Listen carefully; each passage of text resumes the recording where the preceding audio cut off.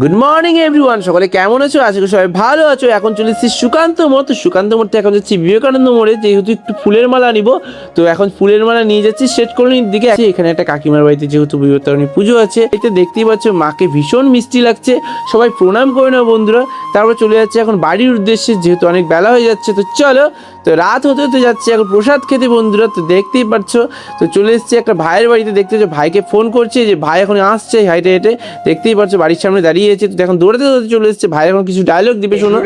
এই যে অক্ষয় ভাই দেখতে পাচ্ছ, সেরা মানে ভাইয়ের ডায়লগের কোনো শেষ নেই বন্ধুরা। তো এখন চলে এসেছি ভাইয়ের বাড়িতে। দেখতেই পাচ্ছ মাকে ভীষণ সুন্দর লাগছে। এখানে বিপত্তারিণী পুজো হয়েছে।